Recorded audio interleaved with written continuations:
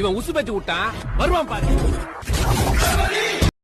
கொஞ்ச நேரத்துக்கு ஒரு முன்னால் இன்ஸ்டாகிராமில் ஒரு வீடியோ பார்த்தேன். அந்த வீடியோ பார்த்தோன்னா சரி இதை வந்து நிறையா பிரச்சனை பண்ணிட்டாங்க, அதே மாதிரியே நம்ம எப்படியாச்சும் ஒரு வீடியோ போடுவோம் தீபா சமயத்தில் அப்படின்னு நான் வந்து முடிவு பண்ணேன். ஏன்னா சரவணா ஸ்டோரில் வந்து பார்த்தீங்கன்னா இந்திக்காரியை தான் வேலைக்கு வச்சுருக்காங்க அப்படின்னு ஒருத்தர் குற்றச்சாட்டு பண்ணிக்கிட்டு வீடியோ எடுத்திருக்காரு. என்னென்னா அவர் போய் திருவள்ளுவர் சிலை கேட்குறாரு, அவங்களுக்கு தெரியல. உள்ள கடைக்குள்ளே போய் ஒவ்வொருத்தரும் கேட்குறாரு, திருவள்ளுவர் சிலை இருக்கா, திருவள்ளுவர் சிலைன்னு. அவங்க வந்து முன்னால் இருக்குது அங்கே போ இங்கே போன்றாங்க. என்ன சொன்னால் அந்த கடையில் வந்து இந்திக்காரன் ஃபுல்லாகவே இல்லை. 50 பேர் தமிழால் இருந்தாங்கன்னா 20 பேர் இந்திக்காரன் இருப்பாங்க. ஏன் போய் திருவள்ளுவரை போய் தமிழ்காரன்ட்ட போய் கேட்கல? அங்கே ஒரு பொண்ணுகிட்ட வாக்குவாதம் பண்ணுறார். திருவள்ளுவர் தெரியுமா, திருவள்ளுவர் ஃபோட்டோ காமிச்சான்னு தெரியுமா அப்படின்னு. என்ன சொல்ல, என்ன உனக்கு நான் ஃபோட்டோ சொல்லி ஃபோட்டோ காட்டி திருவள்ளுவர் படம் காட்டணுமா? திருவள்ளுவர் என்ன சொன்னா தெரியாதா? என்ன பேசுறது இதுக்கு? அங்க இந்திக்காரங்கன்னா நான் ஃபோட்டோ எடுத்துட்டு வரணுமா உன்னை காட்டுறதுக்கு? என்ன தெரியாம சொல்லிட்டாங்க. எதுக்கு இந்த இந்திக்காரங்களா வச்சிருக்கீங்க? திருவள்ளுவர் சிலைன்னு கேட்கிறேன், ஒரு வார்த்தை தெரியல. அப்புறம் இதுக்கு இத்தனை இந்திக்காரங்க சரவணா ஸ்டோர்னு பேரு. இதெல்லாம் தேவையாது. நீங்கள் என்ன சொல்றீங்க, இந்திக்காரன் வந்துட்டா, இந்திக்காரி வேலைக்கு வந்துட்டா அப்படின்னு சொல்லணும்னா நம்ம தமிழாலாம் ஒழுக்கமாக இருக்காங்களா? நீங்கள் சொல்லுங்கள். இப்போ இந்த வர தீபாவளிக்கு புது படம் வந்தால் வேலைக்கு போவானா, அந்த புது படத்துக்கு போவானா? நம்ம ஆளுக்கு புது படத்தை தான் போவாங்க.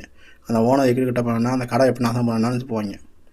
அதே மாதிரி தீபாவளிக்கு குடிச்சு விட்டு சட்டி அவுந்து விழுது கூட தெரியாமல் தூங்கிட்டு இருப்பாங்க, படுத்து மட்டையாக கிடப்பாங்க. இது தெரியுமா இல்லையா? ஒவ்வொரு வருஷமும் பார்த்தீங்கன்னா டிவியில் என்ன நியூஸ் வருது, போன வருஷம் இந்த வருஷம் 10% ஒயின் ஷாப்பில் வசூல். ரஜினி படம் நடித்த படத்தோட இந்த ஒயின் ஷாப்புக்கு வசூல் அதிகமாகுது ஒரு நாள்லேயே. அப்போ இந்த அளவுக்கு குடிக்காரங்க உயர்ந்துட்டாங்க. அதெல்லாம் யார் வெளிமாநிலத்தை மறந்து இந்திக்காரங்க குடிச்சிட்டு இருக்கானா? இந்திக்காரன் நைட்டு தூங்காமல் தீபாவளி நைட்டு அவன் வியாபாரம் பார்க்குறான். அதே நம்ம தமிழங்க என்ன பண்ணுறாங்க, பொருள்லாம் வாங்கிட்டு குப்பை மேட்டில் போட்டுட்டு ஒயின் ஷாப்பை பார்த்தோன்னா போய் வாங்கி குடிச்சிட்டு போட்டுக்க சட்டியாக வந்து போய் கிடக்கிற கூட தெரியாமல் போய் கிடக்குங்க. மறுநாள் பிள்ளைங்க வந்து அப்பா வெடி வாங்கிட்டு வருவார், துணி வாங்கிட்டு வருவார், நாங்கள் பிடிச்ச பொருள் வாங்கிட்டு வரணும்னா பிள்ளைங்க பொண்டாட்டிங்கெல்லாம் காத்திருப்பாங்க. மானம் போய் மரியாதை போய் எல்லாம் போய் இழந்து குப்பத்தில் கிடப்பீங்க தீபாவளி மறுநாள். இந்திக்காரன் வந்து வேலை பார்க்குறேன், அம்மா அப்பா தம்பி தங்கச்சி நண்பர்கள் எல்லாத்தையும் விட்டு தான் வரான். ஒரு மரியாதை கூடிய மனுஷன் மரியாதை கொடுங்க. சரி, இந்திக்காரன் வந்துட்டான் ஏன் நீ வந்து உன் குடும்பத்திலேருந்து ஒரு 10 பேர்த்த போய் வேலை சேர்த்து விடு, கடையில் போய் சரணாஸ்டர் வேலை சேர்த்து விடு. தீபாவளி நைட்டு வேலை பாருங்களா, இந்திக்காரன் உள்ளே வந்துடுவேன். ஏன் அங்கே வேணால் பக்கத்து தெருவில் பெரிய கடை இருக்கும்ல, அங்கே போய் உன் குடும்பத்தில் ஆளெல்லாம் போய் வேலை சேர்த்து விடு, தீபாவளி நைட்டு வேலை பாருங்கள், இந்திக்காரன் உள்ளே வந்துடுவேன்னு. நான் சொன்னேன், இப்போ அரசியல் ஏதாவது கட்சி கூட்டம்னா ஓடிடுறாங்க, நடிகர் வந்தால் ஓடிடுறாங்க, புது படம் வந்தால் ஓடிடுறாங்க, எல்லாத்தையும் ஓடினாங்கன்னா அந்த கடை ஓனர் என்ன செய்வான்? அந்த சரணா ஸ்டோர் ஓனர் வந்து ஒரு பிஸ்னஸ் மேன். அவர் வந்து என்ன பண்ணார், நமக்கு தேவை வேலைக்கு ஆள், அவ்வளோதான். அவன் எவனாக இருந்தாலும் தெரியாது.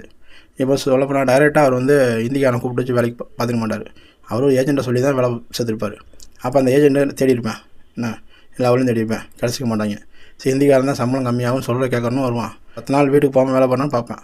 நம்மளால் அப்படியா, நிமிஷத்துக்கு ஃபோன் வரும், நிமிஷத்துக்கு 1க்கு இருக்க போகிறேன் 2க்கு இருக்க போகிறேன்னு போயிட்டுருப்பாங்க. அவன் அப்படி போக மாட்டேன், அவன் ஒழுங்காக கொடுத்த வேலையை பார்த்துட்டு தான் போவேன். அதுக்கான இந்திக்காரன் சப்போர்ட் பண்ணுறேன் அப்படின்னு நினைக்க வேணாம். இன்னொன்று பார்த்திங்கன்னா, நம்ம தமிழ்நாட்டில் பார்த்திங்கன்னா குடி நாளுக்கு நாள் உயர்ந்துட்ட போது போன வருஷம் இந்த வருஷம் எவ்வளோ சரக்கு விற்கிது அப்படின்னு டிவியில் நியூஸ் வரும்போது வயிறுலாம் எரியுது. குடிக்கிற யார்? இந்திக்காரனா? தமிழ் தானே? போன வருஷத்தோட இந்த வருஷம் 10% அதிகமாக இருக்குது, 20% அதிகமாக இருக்குன்னா நமக்கு அசிங்கம். நம்ம என்ன பண்ணுறோம், குடிச்சிட்டு கிடக்காங்க. தமிழெல்லாம் குடிச்சிட்டு இருந்தால் இந்திக்காரன் வேலைக்கு வளைஞ்சுவேன். நான் என்ன சொல்கிறேன், இந்த வருஷம் நீங்கள் 2026 தேர்தலுக்கு வந்து இந்த தீபாவளிக்கு வர வசூலை, ஒயின் ஷாப்பில் வர வசூலை வச்சு தான் இந்த ஆனந்தம் கட்சி 2026 தேர்தல் நடத்த போகுது, செலவு பண்ண போகுது. அந்த செலவு காசு வந்து நம்ம காசு தான். இப்போ நிறைய பேர் வந்து திமுக பிடிக்காது, திமுக வெறுக்கிறேன், திமுக மேலே எனக்கு கோபம் இருக்குது அப்படிங்கிறவங்க வந்து இந்த டிவிகே கட்சி, அதிமுக கட்சி, பிஜேபி, நான் தமிழ், இவங்களாம் வந்து திமுக ஒழிக்கின்றீங்களே, அந்த தலைவர் என்ன பண்ணுறீங்கன்னா உங்கள் தொண்டர்களாக நீங்கள் சொல்லுங்கள். நீங்கள் எவ்வளோ பெரிய குடிக்காரன் இருந்தாலும் தீபாவளிக்கு 5 நாளைக்கு முன்னாடியும் குடிக்காத. குடிச்சா நம்ம வந்து இந்த திமுகவை எதிர்க்க முடியாது, அழிக்க முடியாது அப்படின்னு சொல்லுங்கள். என்ன, குடிக்காமல் இருப்பாங்க. குடிக்காமல் இருந்தால் தான் இந்த வர தேர்தலில் வர வசூல் வந்து மக்கள்கிட்ட வந்து ஓட்டுக்கு பணம் கொடுத்து ஆளுநர் கட்சி வந்து நம்மளை ஏமாற்றி ஜெயிக்கும். வருஷம் பார்த்திங்கன்னா குடிகாரனோட எண்ணிக்கை அதிகமாக வருது திமுகனால தான்.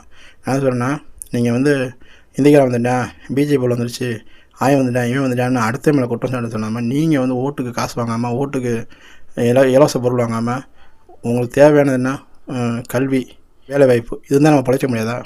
அதை கேட்டு எந்த கட்சியாக இருந்தாலும் நீங்கள் கேட்டு வாங்க மக்கள்.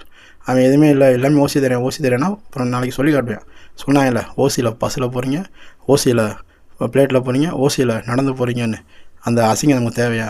தமிழன் சொல்லிட்டு அடுத்தவனை வந்து குறை சொல்லிட்டு இல்லைங்க. நீங்கள் உங்கள் மேலே குறைய நிப்பாட்டுங்க. நான் சரண ஷோவில் வந்து இந்திக்காரன் வந்துட்டானா அப்போ எல்லா இடத்துலையும் இந்திக்காரன் வந்தால் நீங்கள் குடிக்காமல் குடிக்கிறதான் வரேன், நீ குடிக்காமல் ஒழுங்கு குடும்பத்தை பாரு.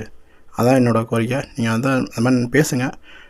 எதிர்ப்போட நம்ம வந்து அவங்கள வந்து விட்டுட்டு நம்ம மேலே என்ன குறை இருக்கோ அதை மட்டும் நம்ம நினச்சாலே போதும். அனைவருக்கும் வணக்கம். Welcome to public star 2.0. அரசியல், சினிமா, நகைச்சுவை மற்றும் சமூக வலைத்தள செய்திகள் என அனைத்தும் ஒரே இடத்தில். உங்களுக்கு இந்த வீடியோ பிடித்திருந்தால் லைக் செய்யுங்கள், உங்கள் கருத்துக்களை கமெண்டில் தெரிவியுங்கள், உங்கள் நண்பர்களுடன் ஷேர் செய்யுங்கள். மேலும் இதுபோன்ற சுவாரஸ்யமான வீடியோக்களை பார்க்க பெல் பட்டனை அழுத்தி சேனலை சப்ஸ்கிரைப் செய்யுங்கள்.